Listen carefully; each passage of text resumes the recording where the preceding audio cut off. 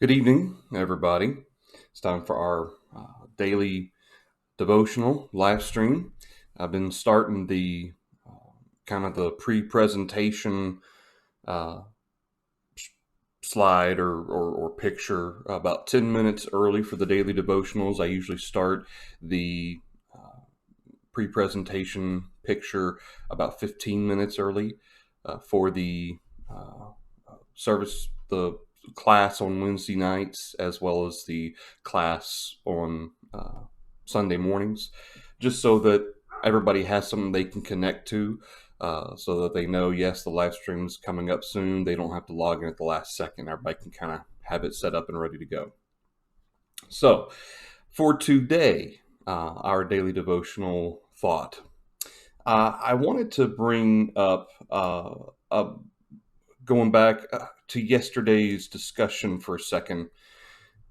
I thought this was really interesting because uh, I had a couple. Well, I had one individual remind me that there is a passage in Galatians chapter 2 and in verse 9 that mentions the right hand of fellowship. And I want to mention that before I move on to a psalm for our daily devotional today. And so this is actually from deepenglish.com. And I thought this was really interesting, talking about the diversity of greeting customs around the world. In Tibet, sticking out your tongue can be a way of welcoming people. How would you like that every time somebody comes in the church building? Just, meh, you know. In New Zealand, Maori greet each other by touching noses. Obviously, that probably wouldn't be appropriate in the post-coronavirus America. Ethiopian men touch shoulders, and in the Democratic Republic of Congo, male friends touch foreheads. Of course, in Asian countries, you got people bowing to one another, and of course, hugs, kisses on the cheek are the norm. And it's interesting because the handshake dates back, at least as far as history can confirm, the 5th century BC. It was a symbol of peace, and of course, this goes back to the showing neither person was carrying a weapon. In the Roman era, and this would have been more along the lines of the New Testament times, the handshake was actually more of an arm grab. And so instead of grasping hands, they would grasp forearms. It involved, grabbing each other's forearms to check that neither man had a knife hidden up his sleeve.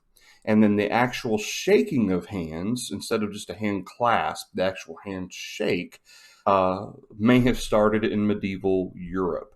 And I thought that was really interesting, that kind of so many different ways, not only in the history of man in our culture or in many different cultures of our current time, of welcoming people, greeting people, but also that there's been a lot of kind of evolution regarding the handshake or hand clasp, forearm clasp, all as a way of what might start out as a very practical way of confirming peace, that eventually kind of evolved into a greeting or a welcome.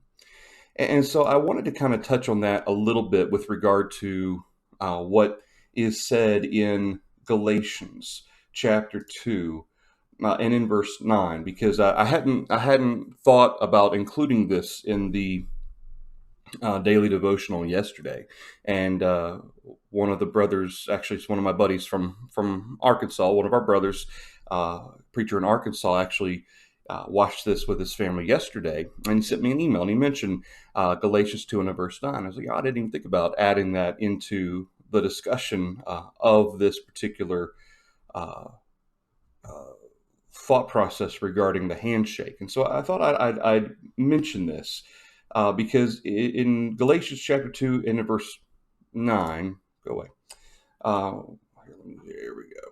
And when James, Cephas, and John, who seemed to be pillars, perceived the grace that had been given to me, they gave me and Barnabas the right hand of fellowship, that we should go to the Gentiles and they to the circumcised.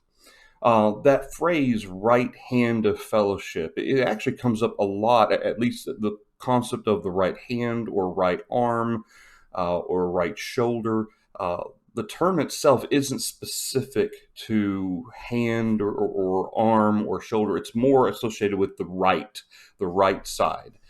And generally, throughout the New Testament, when this particular Greek term is used, it's in reference to a right limb or right shoulder, the right side.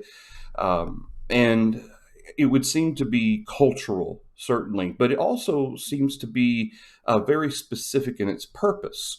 That this seemed to be some sort of an official acknowledgement, that there was something official about this as well. In fact, Vines, when I was reading through how Vines defines or how he kind of extrapolates the term and defines it, he actually mentioned that there was also a figurative aspect to it. It wasn't necessarily just a literal, in some cases, a literal right hand or right arm or whatever, but that in some cases that there was a figurative component to it, in which the kind of the representation of this welcoming or this greeting or this official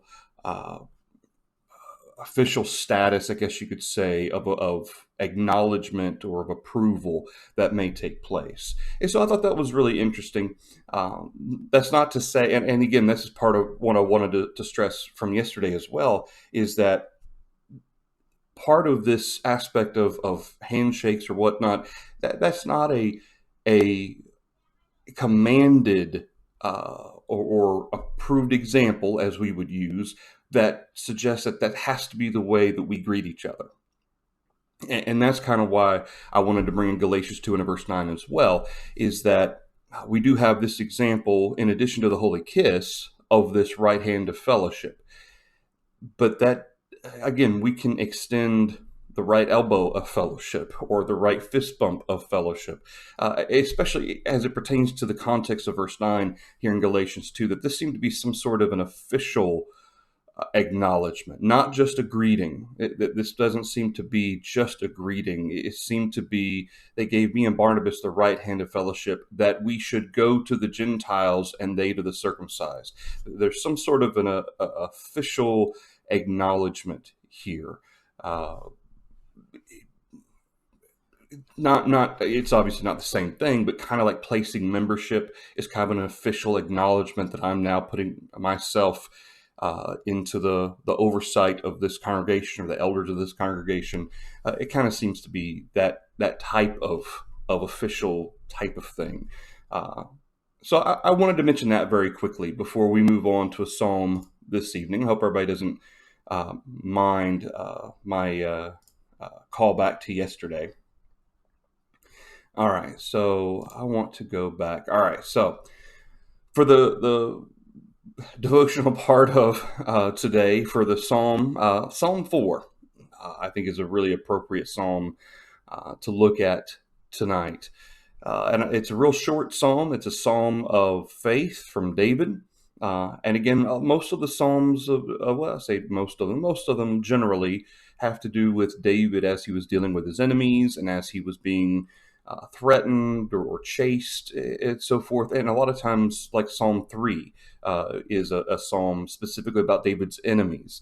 But Psalm 4, regardless of the context of what situation it was that David was facing, the words are very applicable no matter what the trial of life is.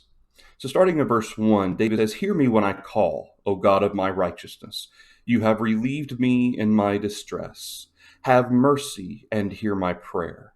How long, O you sons of men, will you turn my glory to shame? How long will you love worthlessness and seek falsehood?" Selah. And of course, in the Old Testament, Selah is kind of like the equivalent of amen in the New Testament. "But know that the Lord has set apart for himself him who is godly. The Lord will hear when I call to him. Be angry and do not sin. Meditate within your heart on your bed and be still. Offer the sacrifices of righteousness and put your trust in the Lord. There are many who say, 'Who will show us any good?' Lord, lift up the light of your countenance upon us. You have put gladness in my heart, more than in the season that their grain and wine increased. I will both lie down in peace and sleep, For you alone, O Lord, make me dwell in safety. It's a psalm of faith from David, and I thought some of these, many of these parts of this psalm are applicable, could be very easily a part of our own prayers on a daily basis. You have relieved me in my distress, he says. Know that the Lord has set apart for himself him who is godly. These are the people that God looks after. He looks after those who seek to serve him. And of course, godliness in the New Testament is associated with the desire to please God. Okay, and that's what godliness means. This is this desire to please God. And those who seek to please him, he looks out for them. The Lord will hear when I call to him. And of course, going back to what we talked a little bit on Sunday in Ephesians chapter 4, be angry and do not sin. Meditate within your heart on your bed and be still. And of course, we sang the hymn, Be Still, on Sunday. And so putting your trust in the Lord, you've put gladness in my heart, no matter what the trials may be. Obviously, we've talked, at least at our congregation, about the difference between happiness and joy, how that happiness is an emotion that comes and goes, but joy is the acknowledgement that I am blessed. Okay, that's how joy is. And rejoicing is the public acknowledgement of blessedness. And so joy, knowing that God has blessed me, he takes care of me, that's this concept of gladness. It doesn't necessarily mean that David was always happy in being chased or in having to deal with the things that he dealt with, the trials that he dealt with. But the concept of joy, of knowing that, God's always going to take care of us. And thus, verse 8, I will both lie down in peace and sleep. That sense of, even though these trials exist, whether, again, it was because of man, which generally is kind of the association that David is using, or just issues that are going on that are stressful and worrisome. Because of the Lord, David was able to lie down in peace. And because he was able to lie down in peace, he was able to sleep. For you alone, O Lord, make me dwell in safety. So that's the daily devotional for you today. I hope that that's something that is encouraging and edifying to consider here in Psalm 4. Again, I want to keep them short. So about 12 minutes today. Again, I wanted to discuss that a little bit about the right hand of fellowship in Galatians 2, verse 9. Thanks, JR, for mentioning that to me.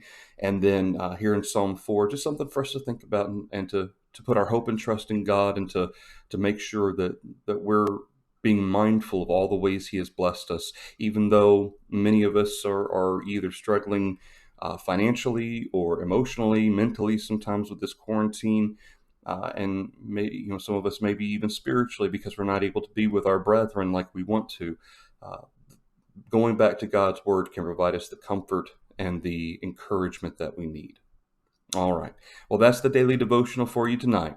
Tomorrow night, Wednesday night, the live stream will begin at 6:45. Okay, again, with the pre-presentation message that the live stream will begin soon. We'll start at 7, and we will pick up with our Bible class on denominations. So tomorrow night, we'll finish up our study of the Methodist Church, and the questions that we were going to go over. And then we will move on to the Pentecostal Church or Holiness Movement, Assemblies of God, Church of God. All right. Thank you, everybody. Y'all stay safe, stay healthy, and Lord willing, I'll see you and you'll see me tomorrow night. Thank you.